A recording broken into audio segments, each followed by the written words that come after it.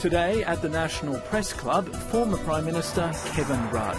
10 years ago, Mr Rudd delivered a national apology to the stolen generation in federal parliament, shortly after assuming office. Here's Kevin Rudd with today's National Press Club address. Hello and welcome to the National Press Club and today's Westpac address. It's 10 years tomorrow since Kevin Rudd delivered his landmark national apology to the stolen generation, and 10 years since he launched what became a bipartisan strategy to close the gap on Indigenous disadvantage. In some ways, it's hard to believe a decade has gone so fast, but a decade is a long time.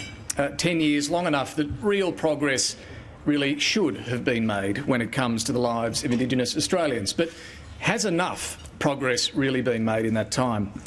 Today's Close the Gap report, which has just been tabled in Parliament by Prime Minister Malcolm Turnbull, shows better news than last year. We're back on track to close the gap on child mortality, early childhood education and Year 12 attainment. But we're still not on track on a number of other areas, closing the gap on school attendance, closing the gap on reading and numeracy, and most importantly, life expectancy. We are not on track to close the gap. To share some thoughts on what the apology and the Close the Gap strategy has achieved and where we go from here, please welcome the former Prime Minister, Kevin Rudd.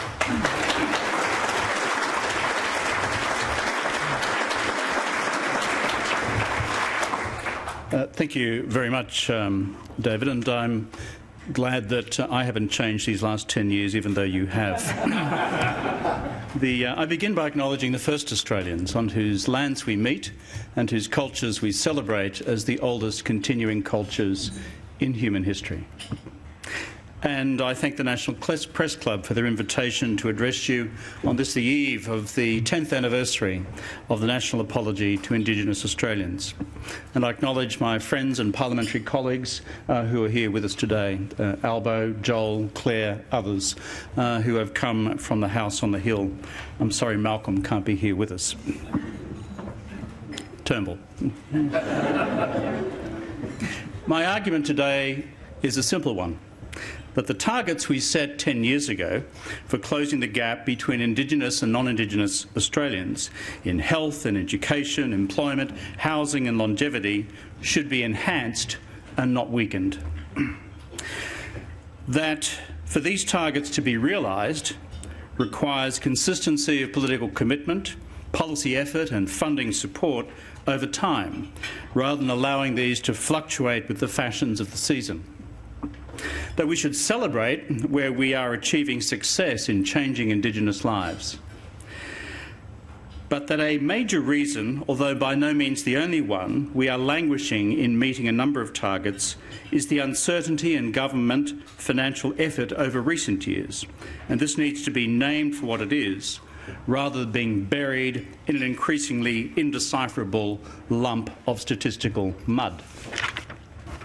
And finally, that closing the gap remains core business in our wider national project of reconciliation, and that reconciliation in itself represents a deep choice about the type of nation we want the Australia of the future to be.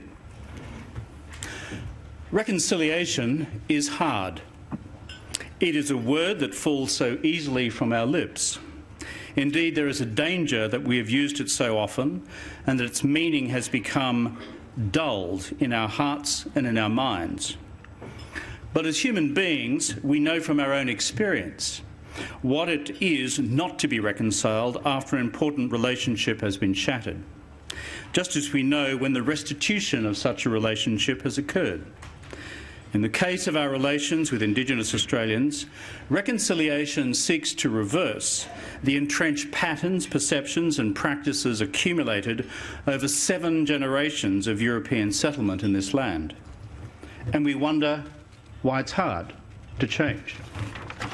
Of course it's hard to deal with something so hardwired in the nation's mind and in some cases the nation's soul as well. Yet something happened a little more than a generation ago, when a small number of brave souls decided to change, and the course of reconciliation was set. It began with the 1967 referendum. It continued with E.G. Whitlam, the Northern Territory Land Act, Vincent Lingiari, the Racial Discrimination Act. Then P.J. Keating, the Redfern Statement, the High Court's Mabo decision, and then the Native Title Act. Followed by the Bringing Them Home report, the Stolen Generations and the Sorry Day marches, in which so many of you here and watching the broadcast today participated in strength and in numbers. Then the National Apology, Closing the Gap, the first national partnership agreement between the Commonwealth states and territories, a $5.2 billion commitment over 10 years targeted explicitly on closing the gap. And now Uluru, a national Indigenous voice, a Makarrata Commission, and finally, a treaty. Friends, reconciliation is a long journey, a very long journey. There have been and will still be many, many twists in the road. For settler societies across the world, it is a road less travelled, but it is a journey worth making. The alternative would leave us as a nation glowering at each other from different corners. Each of these achievements over the last 50 years since the referendum have been milestones along this road, this long, long road to reconciliation. Each has been hard. At the time, each seemed almost impossible. In retrospect, they all seem easier than in fact they were. Each required effort, each required organisation, each required political and in some cases personal risk, and each required leadership. Looking out towards a future that could be ours to have, bringing the people with us by appealing to the better angels in our nature, rather than simply quaking in the pall of racism's shadow. My simple message is that reconciliation is achievable. It is not the stuff of idle dreamers. We've actually made progress on this road. We are actually bending the arc of history together. Change is possible, and in this we should be encouraged, while being equally mindful of where we have also failed, where progress may have been scant, where much, much more remains to be done, and where necessary, done in different and innovative ways, but always driven by the animating vision deep in our mind's eye that a reconciled Australia, where black and white Australians are equal partners in our nation's future, is indeed eminently achievable. For as it's written elsewhere, without a vision, the people perish. Closing the Gap is the engine room of reconciliation. It's where real things change in Indigenous lives, or don't change. Much has been written about closing the gap in recent times, much of it negative. The targets are too ambitious. They were ill-conceived, inadequate consultation from the outset. They reflected a negative view of Indigenous Australia, and the list goes on. My response is simple. These targets were meant to be ambitious. They were meant to challenge us all, because we had to shake ourselves out of our national torpor that business as usual was fine, or we could just fiddle at the edges of Indigenous disadvantage. More importantly, however, the targets were hard because the time had come to actually measure what we were doing. What gets measured gets done. What doesn't get measured usually doesn't get done. It's all about being clear about where we are succeeding and where we are failing. And if we are not moving the dial, or not moving it fast enough, then to change policy course, to innovate with new approaches, to work with local, Indigenous and corporate leaders on what would work better. That's why I said at the time that the Prime Minister of the day should report each year on the anniversary of the apology on the measures of progress or regress. This too is a hard thing. It's far easier just to fudge it all up with fine-sounding generalities and banalities and platitudes that too often become the preferred language of our national political discourse. I do not oppose the targets we set a decade ago being updated. I do not oppose the targets being enhanced, nor do I oppose the strategies, policies and programs we deploy being adjusted if existing settings are not delivering the goods. What I do oppose is if these targets are watered down, to let governments, federal or state, off the hook, to lessen the political responsibility, to lessen the financial burden, as if we could satisfy ourselves with a national vision that says an unequal Australia, whose inequality was determined by the colour of our skin, was somehow now acceptable for our nation's future. I, for one, say it is not. So what has been achieved so far under closing the gap? It has become almost commonplace these days for the commentariat to say the closing the gap strategy has failed. This is because, based on the last annual report, and I have not had time to peruse the most recent one, it having been delivered within the last hour, only one of the 7 targets that we set was on track or being met. Although I am advised on this year's report we are now on track to achieve 3 of the 7. The counter-argument to this negativity is that in none of the target areas have we actually gone backwards on where we were a decade ago. In practically all of them we have gone forward against where we were. In some areas progress has been negligible, in other areas substantial, and in a few the improvement has been spectacular. On infant mortality, our target was to reduce the rate by 50%. Instead, as of 2015, it had been reduced by 33%. On preschool enrolment, we set a target of 100%, revised down to 95%, whereas of 2015, the enrolment rate was 83%. On school attendance rates, we set a target of reaching 93% for non-Indigenous children, whereas by 2016 we had achieved 84%. On reading, writing and numeracy, we set a target of halving the gap in achievements compared with non-Indigenous children, whereas according to the 27 NAPLAN data, we were lagging in 7 of the 8 data sets. On Year 12 completion rates, our target was to halve the gap with non-Indigenous children, and by 2015 the rate had increased from 45% to 62% compared with 2008. On employment, our target was to halve the gap in employment outcomes for Indigenous Australians by 2018, but whereas the Indigenous employment rates have improved, negligible progress has been made towards the target we set.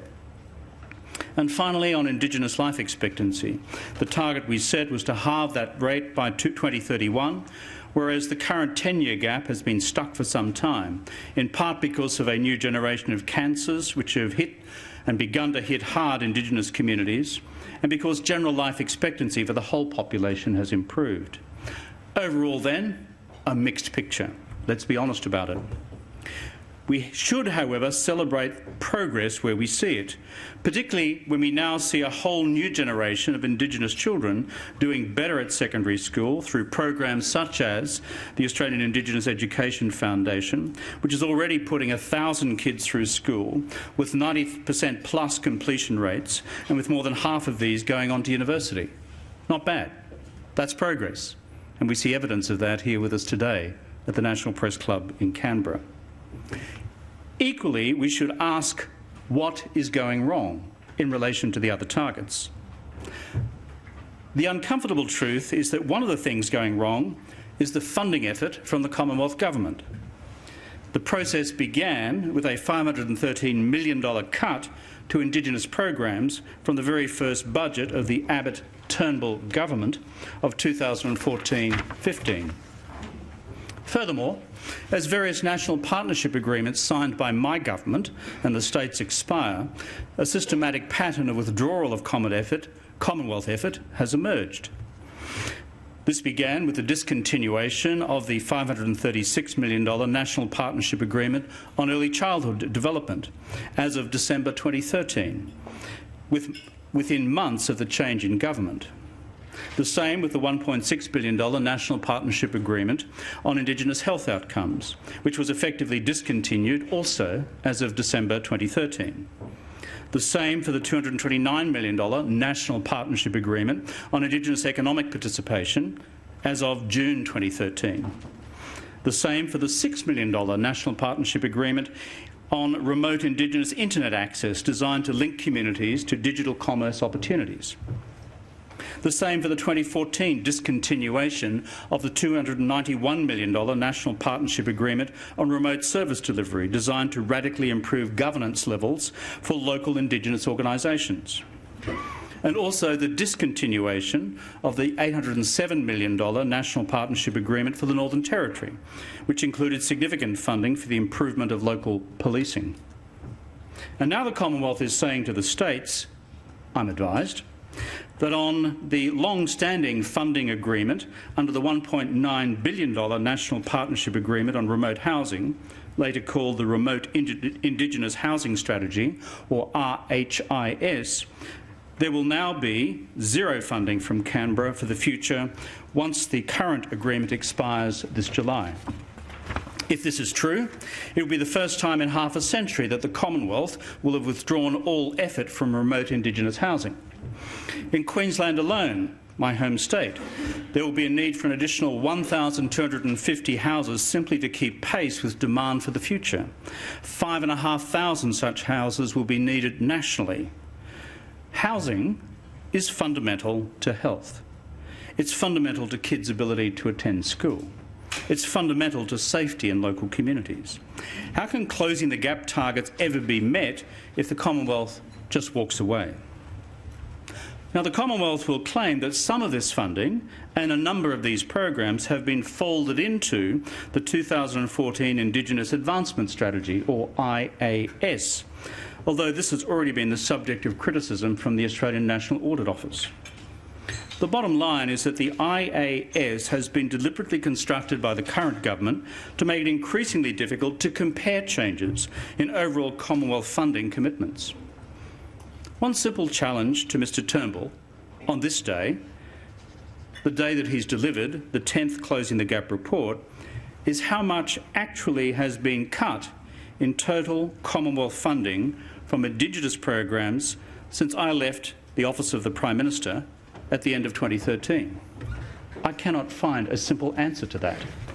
How much has been cut in individual federal programs in health and education, housing and employment if we compare like with like? I cannot find an easy answer to that. This is simply a question of public transparency, Mr Turnbull. The states tell me that this cut now runs into the billions annually. On this anniversary of the national apology, the nation, I believe, needs to know. In the absence of that data and the presence of what we do know of the national agreements that have been abolished, I can only conclude that a major reason we are starting significantly to fall short of the Closing the Gap targets is because this Commonwealth government has withdrawn funding effort. For the Commonwealth, the bottom line is this. Tony Abbott helping to bang in a few nails on an Indigenous housing project in far north Queensland does not add up to an Indigenous housing policy. Even less does it add up to a policy on closing the gap in Indigenous housing, or closing the gap in anything else as well. Great pictures for the 6 o'clock news, just like riding quad bikes in the desert. But it was all a public relations mirage to conceal the reality of a large-scale withdrawal of Commonwealth funding effort over a 4-year period. And while Abbott is gone, Turnbull, it seems, has been little better. Although in the midst of all this, I commend genuinely the continued valiant efforts of Indigenous Health Minister Ken Wyatt as he strives to preserve what he can of the Commonwealth's funding effort. Good on you, Ken. But as Noel Pearson has recently written, and eloquently, in the end, neither Abbott nor Turnbull were much interested in Indigenous policy beyond the image politics of what Pearson describes as a 3-sentence bronze plaque, unquote. So what of the future? We will need now afresh to engage the Australian community on how closing the gap is still achievable, rather than yielding to national learned helplessness syndrome, that somehow it just can't be done, or that the great reconciliation project of which closing the gap is part will forever be beyond us. So how could we change our approach? 3 things come to mind. The first is the way we think of the targets we set. When we debate abstract percentages of the entire Indigenous population, it seems perhaps too vast a chasm for us ever to cross. But if we reduce these to actual numbers of Indigenous people, it suddenly, I argue, becomes a more manageable task. As of June 2016, there were 745,000 Indigenous Australians, or 3% of the entire national population, including 29% of the Northern Territory population. So let's look at education as an example.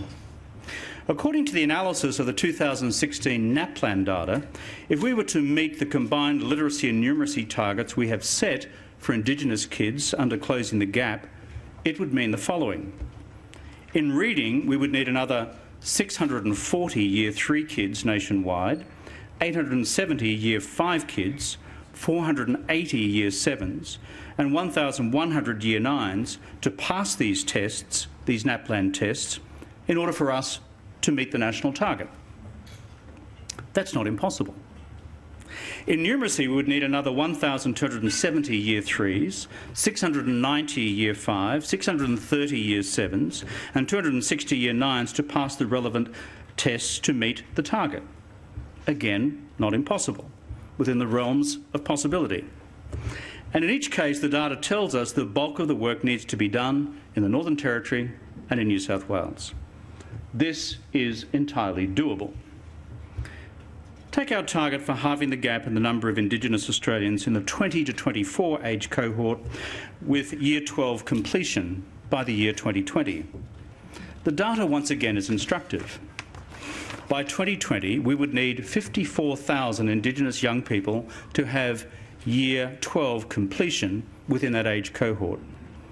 Based on where we are now, without further effort, and, however, with the maintenance of what we are doing now, we will have 41,600 in this category. In other words, we have a national challenge of getting another 11,600 kids across the line to meet this target, or an extra 2,300 nationally each year. Once again, put in those terms, it's entirely doable.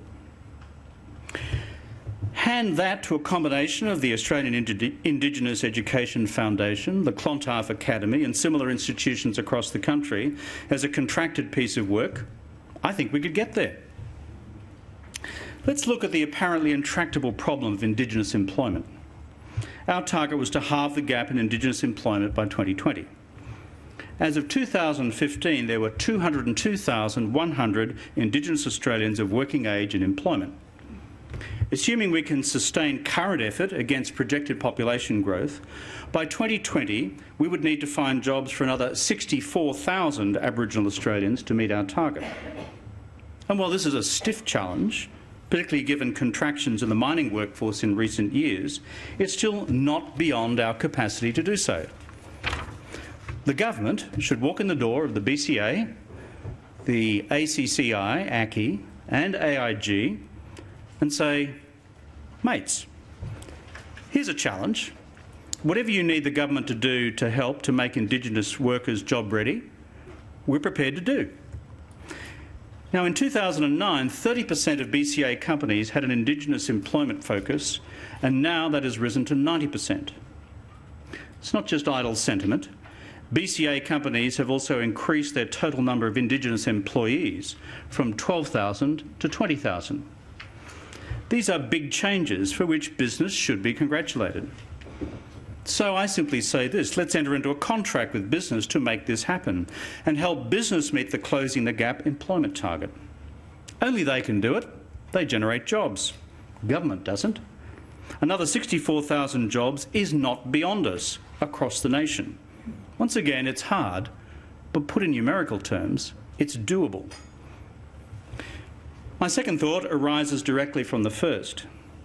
The 2017 Indigenous Expenditure Report by the Productivity Commission advises that in 2015-16, both levels of government, Commonwealth and state, invested a total of $33.4 billion in Indigenous programs, up from $27 billion in 2008-9.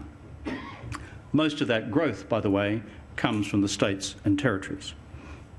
The time has come to dedicate more of these considerable funding resources to outcomes-based funding partnerships with business and with non-profits and with local Indigenous enterprises and organisations. This will not solve all of our problems with closing the gap, but if properly constructed and contracts enforced and data collected, they will help solve many. I am not calling for the wholesale contracting out of Indigenous services. Far from it. Many will remain core government services. But where they are failing, I say this: innovate, try something new. There's a way in which this can be done. Parts of the Commonwealth bureaucracy remain hostile or indifferent to this. I know that. I've been through that. Finally, after 27 years of working with Indigenous Australians myself at both a state and federal level, each and every partnership agreement must be embraced fully by local Indigenous leadership. Otherwise, it is doomed from day one. Indigenous empowerment is not a slogan. It is a reality that either works for us or against us in closing the gap. Across Australia, we should be relaxed about adopting and adapting 1,000 different approaches to closing the gap on the ground. What works in the Kimberleys will not necessarily work in Arnhem Land, will not necessarily work on Cape York, and let me tell you, it definitely won't work in Redfern or in South Brisbane. Each of these parts of our Indigenous community across the nation are different. So, to paraphrase the Chinese philosophers, let 100 flowers bloom and 100 schools of thought contend. That's one of the objectives of the National Apology Foundation for Indigenous Australians that I established after leaving office, to create, in partnership with our universities, a centre of Indigenous policy innovation and excellence. What we need, therefore, in summary, is consistent, hard, national targets on closing the gap to keep everybody honest, but then complete flexibility across the country on how this is done.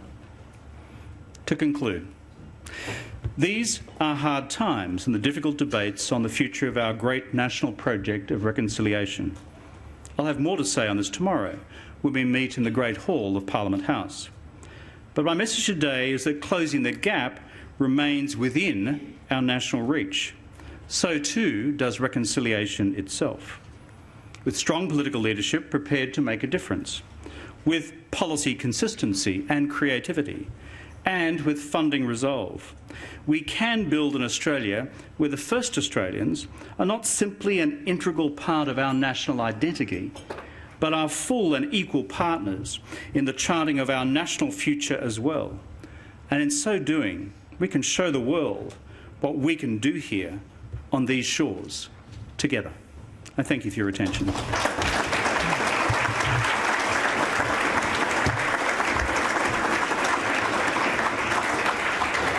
Mr Rudd, thank you very much for that address. Time to move into questions. I'll kick things off. You mentioned the long journey to reconciliation, and some of the next steps, as you listed, include an Indigenous voice to Parliament, as recommended through the Uluru Statement last year. As you'd be aware, Bill Shorten has just announced that if there's no cooperation with the government on this, then after the election, should Labor win, they will legislate such an Indigenous voice. I'm just wondering whether you've given much thought to this idea in practice, how it might be elected, structured, what it might actually do. And particularly, there is a view amongst some Indigenous Australians who propose this, that it must be in the Constitution. If Labor's serious, should it promise a referendum? Well, yes, I am aware of what Bill has just announced in the Parliament, and I fully support it. It is the right way to go. When I've heard Mr Turnbull's criticism of the Uluru Statement from the Heart, and particularly his comments on a national Indigenous voice, he used, and others have used, this argument that this would create an unequal Australia and it would also create a third chamber. I think that's absolute codswallop. The bottom line is, as put forward in the statement from Uluru, the Indigenous leadership of our nation are talking about a national advisory body, properly constituted, constitutionally entrenched, and particularly empowered with an ability to provide advice on those matters of legislation before the Parliament which particularly apply to the powers of the Parliament as provided by the Constitution for Indigenous matters.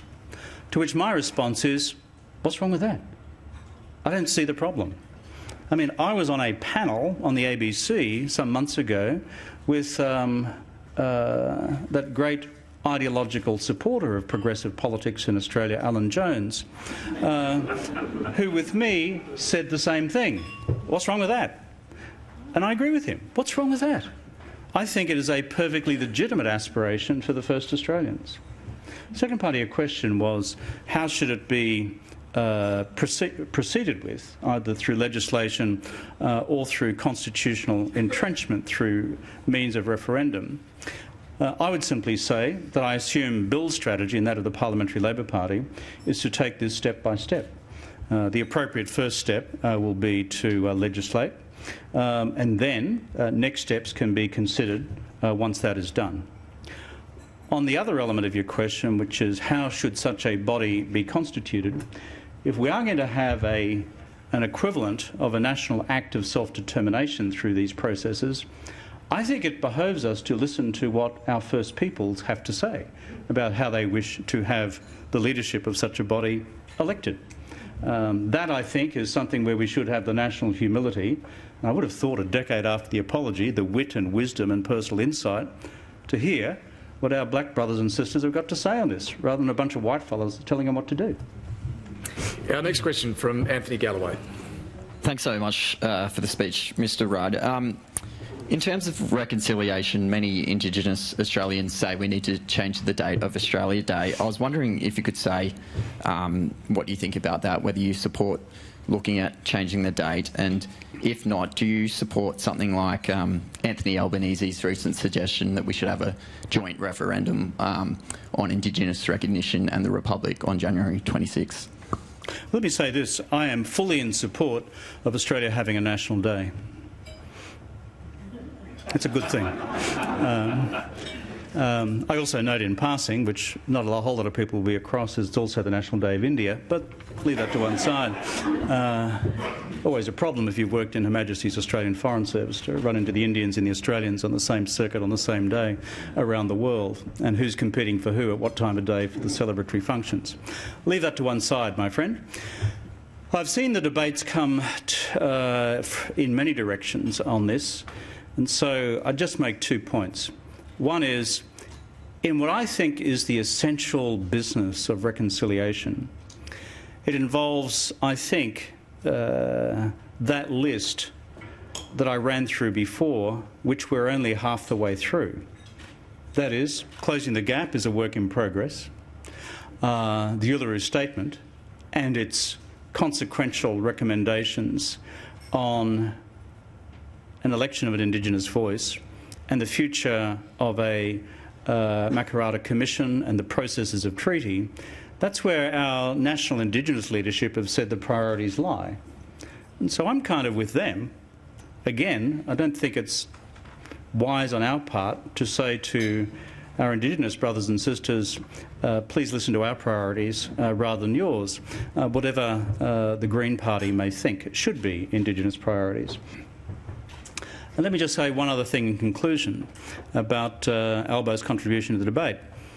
As I've listened to all the arguments for and against, I think there is an intelligent way through, which is to preserve the date but redefine its significance. I mean, this was a day of first encounter between Arthur Phillip, the Captain Governor of the penal colony, when we set about to establish the Great Australian Gulag. Sorry, I can say that given my undiluted convict heritage.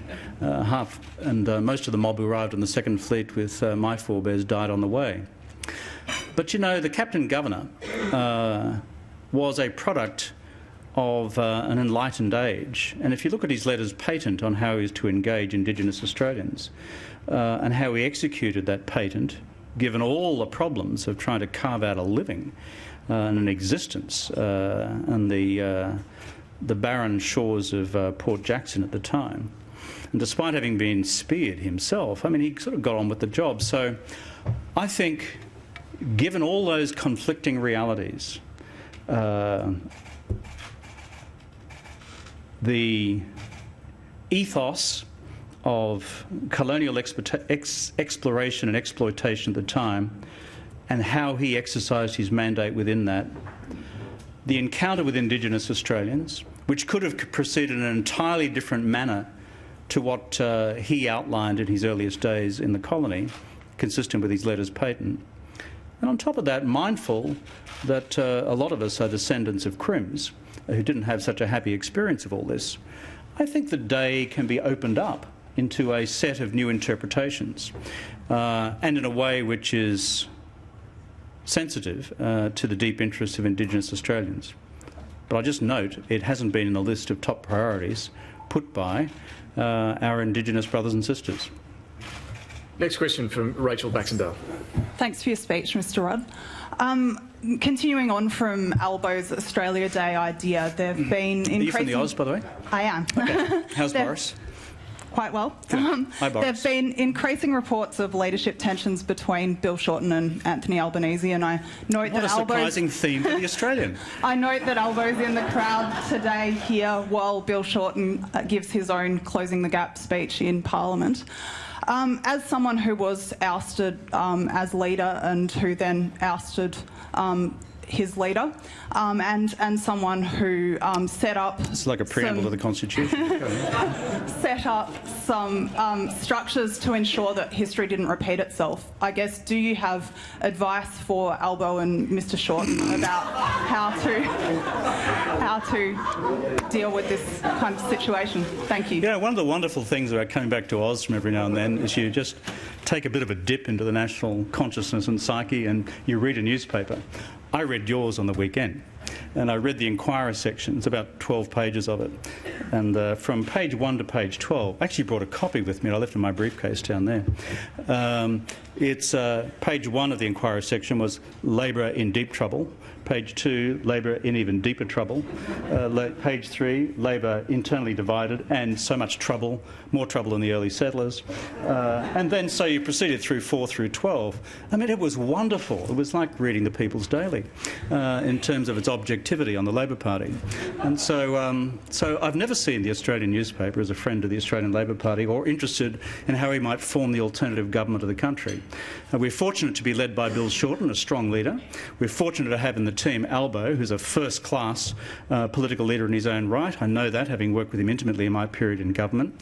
And I believe our combined challenge lies in causing the Australian people to conclude that it's time to get rid of this mob. And having just come from Queensland, I reckon the mood is about to do just that. Thank you.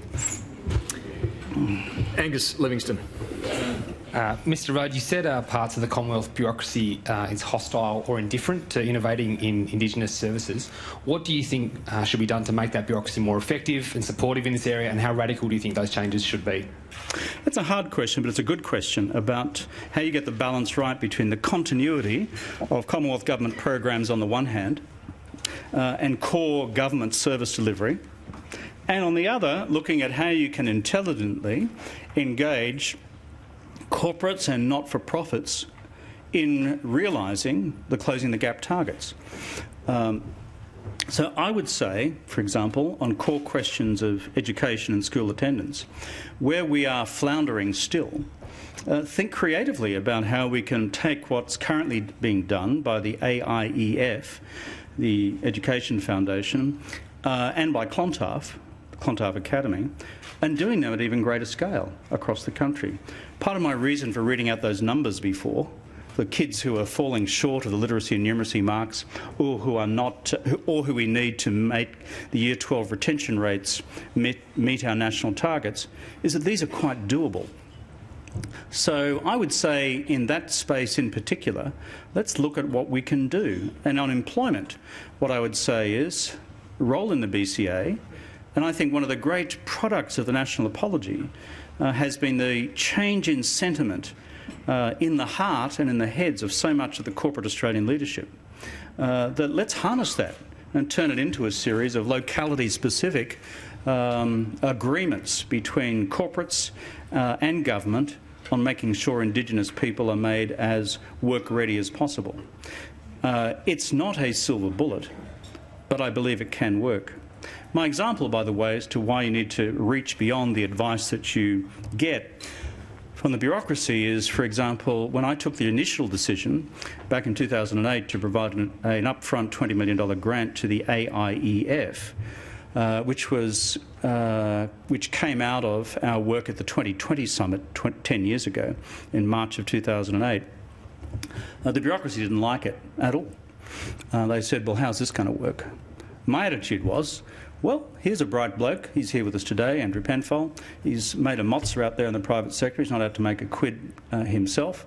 He's got a passion and he's got a network. I'll get attacked if the money gets wasted, but I'll get attacked anyway, even if it's not. So haul the flag up the flagpole and see what happens. And since then, I think governments of both persuasions have contributed significantly to the foundation, and as a result, they've been able to raise more than that in the private sector. And that brings me to the final benefit of working with corporates and not-for-profits. You put in $100 million. Never know your luck. You can find yourself with $200 million to deploy with a bunch of people who really want to make it work.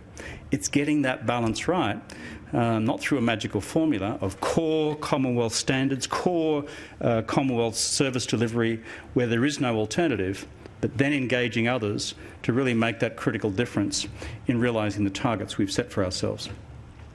Peter Jean from The Advertiser. Hello, Mr Rudd. Welcome back. I'm going to ask a fairly... How's the Tiser? Very well, thank you. Good, good. Who's going to win the election? Well, I might ask you about that, actually, okay. With your perspective. 2007 not only marked you taking government, it also marked the arrival of Nick Xenophon in the Senate, or technically 2008, I think. But I'm interested in your views on how did you find then Senator Xenophon to deal with? And do you have any observations, I guess, on the growth of populist third parties? How can the Labor and Liberal parties, I guess, survive the growth of these new forces in Australian politics? Look, I'm not quite sure what the received domestic orthodoxy is at the moment on Nick Xenophon, so I'm pausing while I come up with a creative idea to respond to your question. I think, let me put it to you in these terms. It might be a salutary experience for both Nick and for the country at large if people were to see firsthand what a populist movement would be like in political office. I'm not sure, knowing Xenophon as I do from our period in office together, that the politics of having to deliver real solutions to people facing real problems in the community is an easy thing to do if what you've done most of your political life is tick out a bunch of press releases, either against the Labor Party or the Conservatives, depending on the mood at the moment. So for me, I would say to the good people of South Australia, if they were minded to do that, good luck, but be very careful about what happens in terms of someone who has no history in the delivery of programs on the ground. And in our experience of him at an administrative level, the Commonwealth level, not a particularly practical or constructive participant in what we were seeking to do at the time. On the broader question of how do you deal with populist movements and the traditional parties of the centre-left and the centre-right, that is a dilemma facing all Western democracies as we speak. I live in the United States. You've seen what's happened there. You've seen what's happened and not happened in the United Kingdom. You've seen the vote for Alternative for Deutschland in Germany most recently. And so it goes on with the inclusion of a far-right populist party now in the coalition government of Austria and the inclusion of something similar in the government of Norway. So this is out there and it's a reality. I think ultimately this is a core question of economics and equality.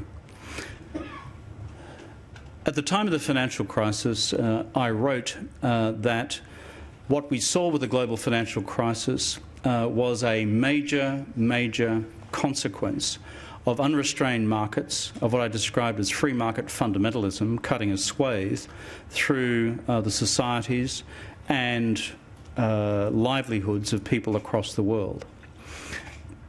And I think the enduring message of the financial crisis and what followed is a call to capitalism to cure itself, to heal itself. And unless it takes seriously the message that we must provide a greater profit share to working people, that we must provide greater opportunities for people who are not amongst the Davos set, then frankly the walls will come tumbling down in one way or another. So I believe this is at base an economic problem. And because of the deep inequalities which exist and have become intensified, we all know from history that it's very easy then for political movements to hold out various other populist causes, usually under the flag of race, to capture movements who are at root suffering from economic disadvantage.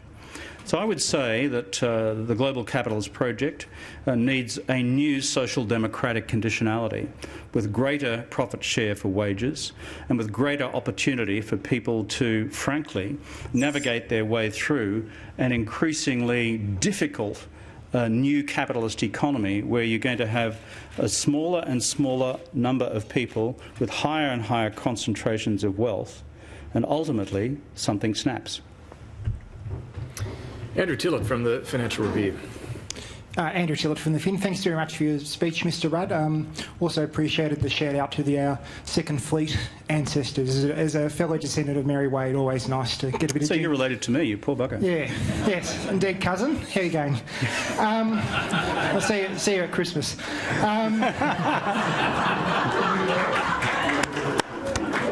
Well, there is quite a lot of us anyway. Of course, some of us might nick the prezzies given the gene pool, but there you go. Indeed.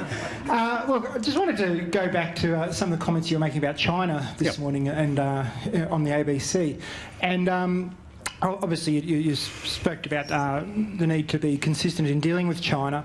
I was more interested in talking about, though, about the... taking a step back and looking at the broader issue of foreign interference. Obviously, we've got the laws before Parliament about tackling that issue. You mentioned about how you tried to bring in the ban on foreign donations, although that would probably not have affected some of these Chinese donors, given that they got Australian residency and things like that. I was just wondering, how big of an issue should we be concerned about Chinese foreign interference in Australia, and what sort of evidence of it did you see in your time as in government? On the China question, I'll be speaking in Melbourne tomorrow night in the La Trobe China lecture, Reflections on Australia-China Relations. I'll have a lot more to say about that then. A couple of general points, if you like, on the question you raised now. In our period in office, we had a national China strategy. Albo will remember this, others in the room as well. Joel was Defence Minister. We took this through Cabinet over a long period of time, dealing with every element of Australia's relationship with China.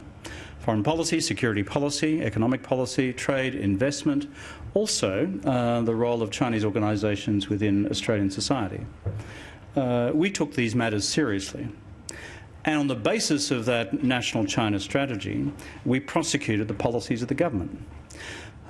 Sometimes we found ourselves in conflict with the interests of Beijing. You know what I had to say about human rights in Tibet, speeches I made at Peking University. You know what we said in the Defence White Paper, Joel, about the need to enhance the submarine fleet, questions of uncertainty about the future of the South China Sea. You know also some of the controversial decisions we took on foreign investment, particularly Chinese interest then to purchase very large-scale, already existing Australian resource firms. We took all those in full confidence of our position. Representatives of a democratic society, duly elected, and as strong continuing allies of the United States.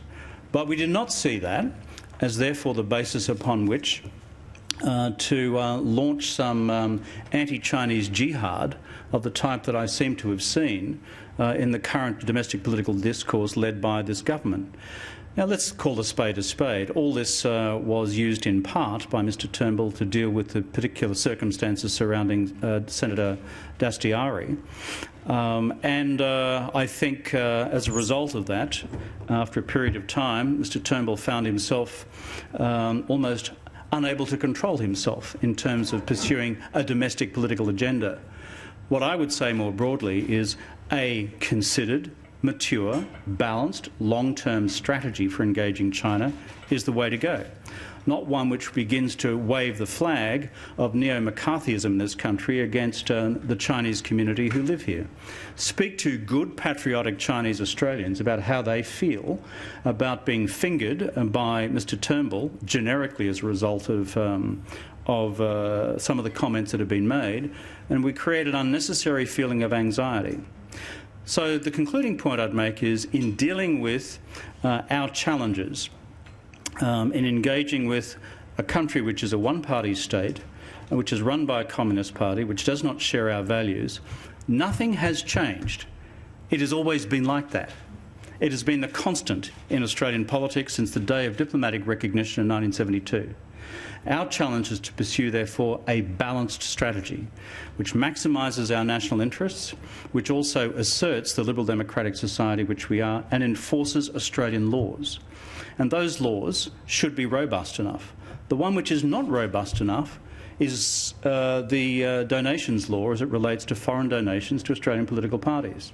And there's one culprit for that, Malcolm Turnbull. He prevented it from passing the Senate when John Faulkner and I legislated for it to occur in 2009.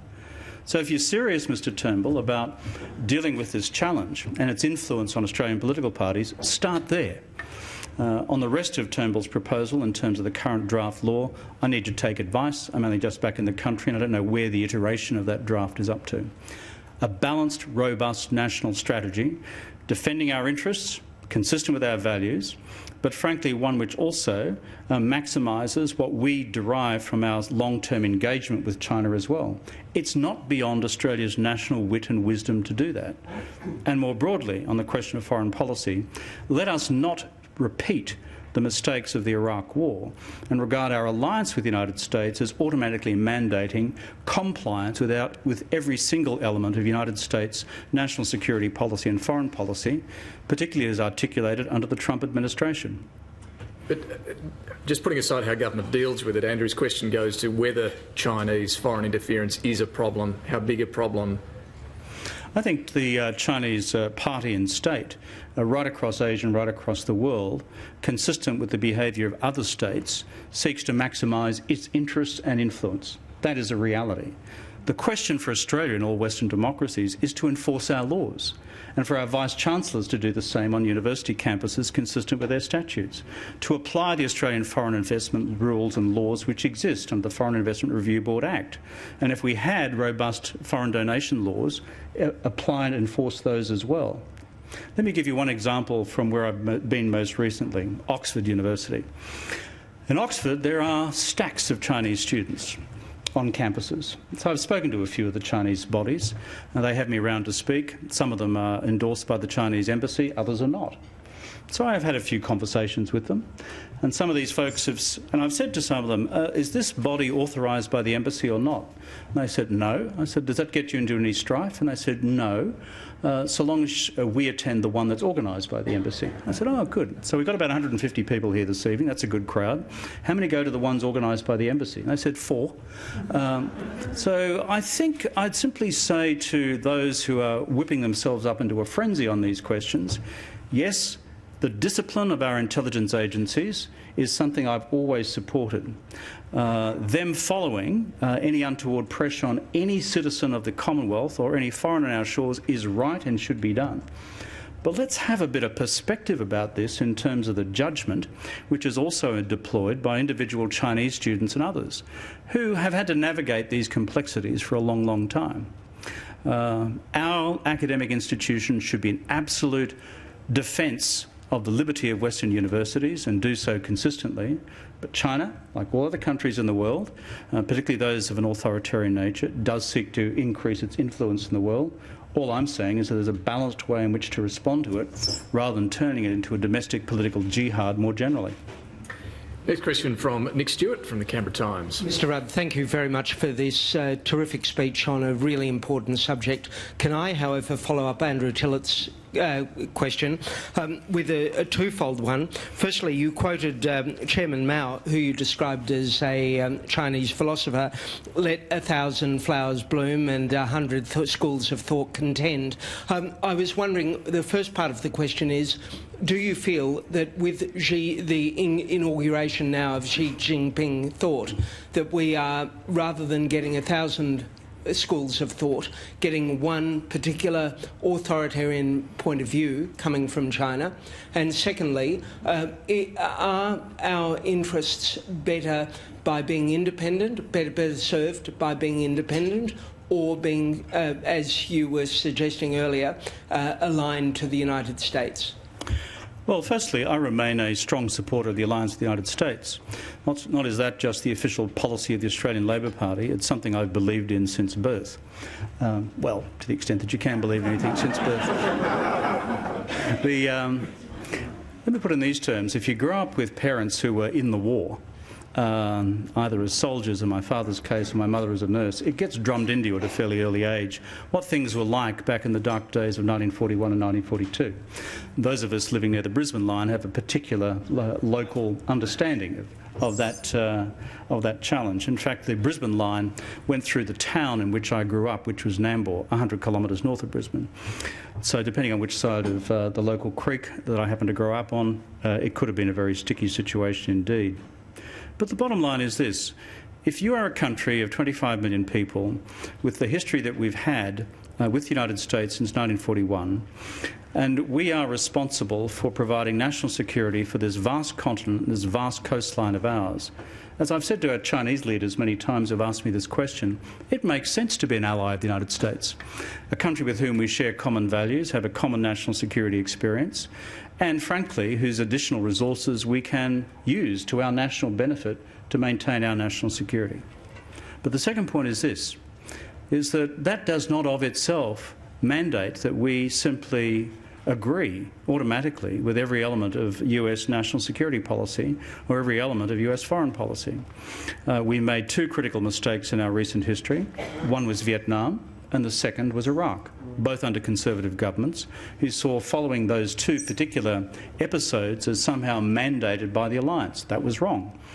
Therefore, my argument is simply we can be full strategic partners with the United States without simply saying, therefore, it is a tick the box on everything the United States at a given time wants to do.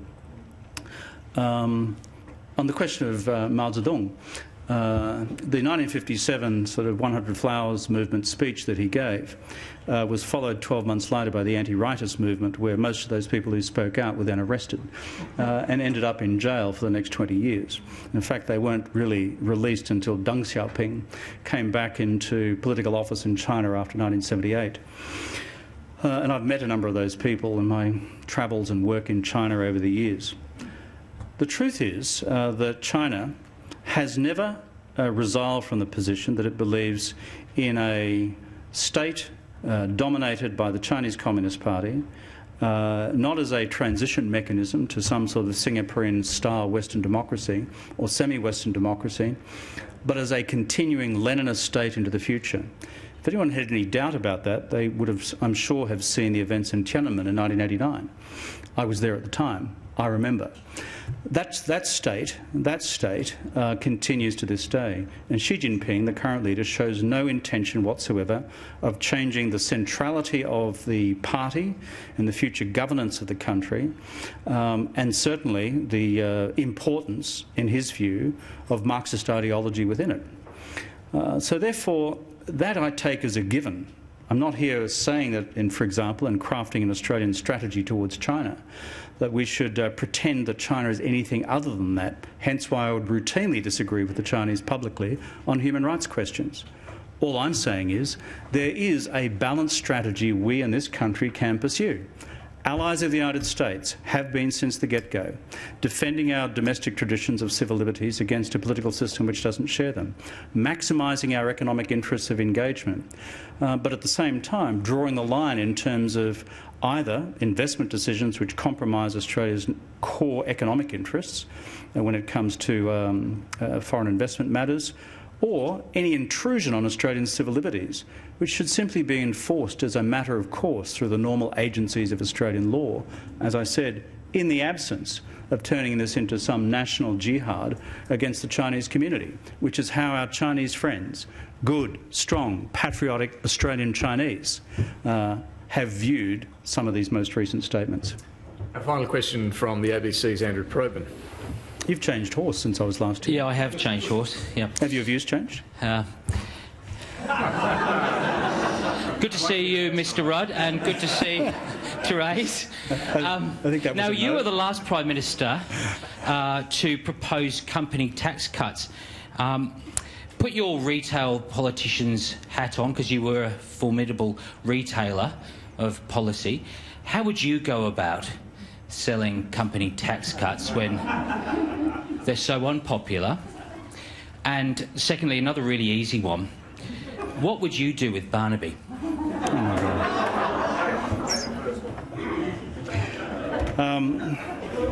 On the, by the way, we produced policies. We didn't just retail them. I just wanted to correct the record there. We produced policies which prevented Australia from going into recession during the financial crisis. We didn't just retail them. And I think as a government we produced policies which helped establish the G20 and cause Australia to become a member of the G20. We just didn't retail that. So to correct that part of the assumption underpinning your question. Secondly, I know that the coalition, mindful of what President Trump has done, is seeking to emulate that in terms of a corporate tax cut here. Here is my little problem. I remember in office when I sat down with a significant sector of the Australian corporate community, the financial services sector, and I asked those guys, why aren't you, the Australian funds management industry, the fourth largest then in the world, per courtesy of Paul Keating's superannuation policies domestically, and this massive accumulation of a $2 trillion worth of superannuation funds, all of which need to be invested, why aren't you a major export industry for Australia and providing these services for the funds management industry around the world? Why is that not the case? To which the answer to a man, and they were all men at the time, was, bugger me, it's about tax. We have a foreign withholding tax then running at 30%. You needed to make us more competitive with Singapore and with Hong Kong. So I sit down with Chris Bowen and I say, fair point, what are we going to do? So in our first budget, you may recall this, Andrew, we cut it by half into 15. Second budget, we cut it by half again to 7.5. The same rate as in Singapore. The Singaporeans nearly died when we did that. They didn't think we'd have the gumption to do it, particularly a Labor government. But we did. I'm a pro-business sort of guy. But you know something? After several years in operation, the corporate response to that tax cut was virtually zilch, other than to put money into their back pocket. Those who actually went offshore to engage in what I describe as building the Australian export base or the economic base as a result of that, I could have counted on half a hand. And so there's a big question for corporate Australia here. I ran into Elizabeth Westacott this morning and we had this chat. And I said, so this is the big ask, and it's being asked in about corporate tax rates right around the Western world now because of what Trump has done. What is corporate Australia then going to do? Stick it in its back pocket? Increase wages? Invest and grow the scope of their enterprises, create new export industries for Australia? So the big answer to your question is not what I would do or anyone else could do to help retail it, is what corporate Australia would then say to the country at large in a wider social contract. And this is what we would do for the country at large, and I have not heard that from them. And on the Barnaby Joyce question, my view of all that is that this is a really tragic set of personal and family circumstances. And I, from my own experience, know that politics is a brutal business for all of us who are in it, and at multiple levels. And for those reasons, I have not the slightest intention of contributing to the public discussion of it. Thank you. On that note, please thank Kevin Rudd.